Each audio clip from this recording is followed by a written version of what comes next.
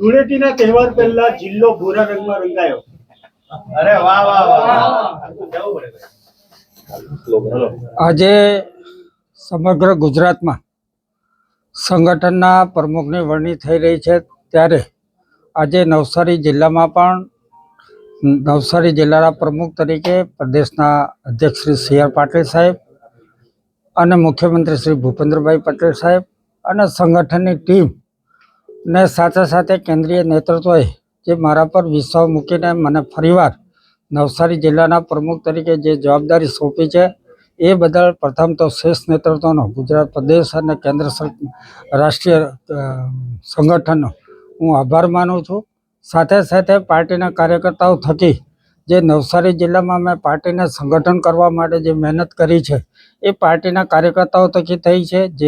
જે ગયા વર્ષોમાં જે અમારી 4 વર્ષની ટર્મ હતી, એમાં અમે નવસારી જિલ્લાના તમામ તાલુકા પંચાયત, જિલ્લા પંચાયત, વિધાનસભા કે લોકસભા ખૂબ મોટા માર્જિનથી અમે જીતીને નવસારી જિલ્લામાં ભારતીય જનતા પાર્ટીનો ભગવો લહેરાયો હતો. એમાં આ ભગવો લહેરાવવા મારા નવસારી જિલ્લાના તમામ કાર્યકર્તાઓ, તમામ વડીલો, તમામ પાર્ટીના સિનિયર કાર્યકર્તાઓની મહેનત થકી અમે આ પરિણામ મેળવી શક્યા છે.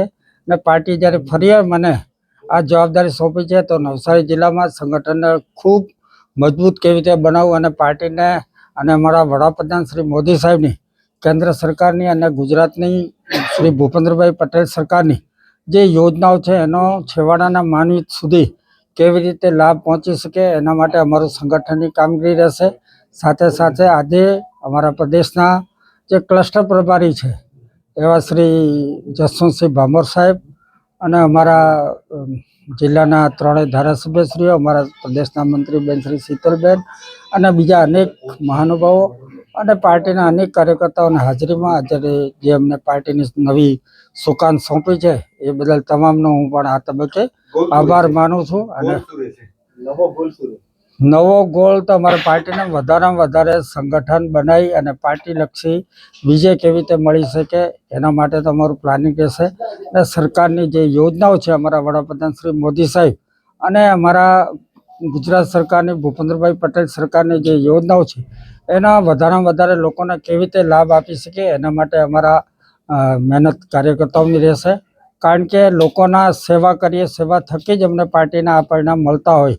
ખાલી નેતાગીરી કરવાથી નથી મળતા, પણ લોકોને વધારેમાં વધારે અમારે પાર્ટીના જે પ્રદેશ અધ્યક્ષ શ્રી સી.આર. પાટીલ સાહેબ છે, એ સેવાઈ સંગઠન લોકો વચ્ચે રહીને કોઈ પણ કુદરતી આફત હોય, ભૂકંપ હોય કે પાણીના પૂર હોય કે આગજની હોય કે બીજા કોઈ બી નાને મોટે, ત્યારે અમારા પાર્ટીના કાર્યકર્તાઓ ખડે પગે લોકો વચ્ચે જઈને, જ્યારે કોરોના મહામારી પણ હતી ત્યારે પણ કોઈ ઘરમાંથી બહાર નીકળતો નહીં હતો, ત્યારે અમારા પાર્ટીના કાર્યકર્તાઓ પોતાની અને પોતાના પરિવારની ચિંતા કર્યા વગર લોકોની વચ્ચે રહીને જે પાર્ટીની લોકોનો જીવ બચાવવા માટેની કામગીરી કરી, એને લઈને લોકોને દિલની અંદર ભારતીય જનતા પાર્ટી આ નવસારી જિલ્લામાં વસેલો છે, એને લઈને જ આપણે પાર્ટીના જે સમય પર ચૂંટણીમાં જે પરિણામો મળે છે, એ પાર્ટીના કાર્યકર્તાઓ થકી મળતા હોય છે. અને અમારા પ્રદેશ શ્રી સી.આર. પાટીલ સાહેબ જે સતત એમનો પોતાનો સંસદીય વિસ્તાર છે, એમની સતત આ વિસ્તાર પર નજર હોય, દરેક નાનામાં નાના કાર્યકર્તાના કામો પણ કરતા હોય અને આ વિસ્તારના કેવી રીતે વધારેમાં વધારે વિકાસ થાય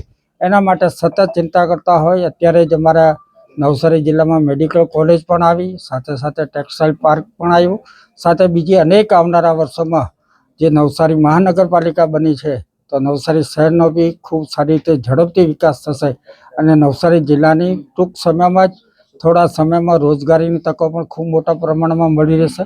એ રીતના અમારા સાંસદ શ્રી સી.આર. પાટીલ સાહેબ અને કેન્દ્રીય જલશક્તિ મંત્રી શ્રી પાટીલ સાહેબનો જે ધ્યેય છે, એમાં અમે સંગઠન પૂરક બનીને લોકોને વધારે લાભ આપવાની કોશિશ કરશું.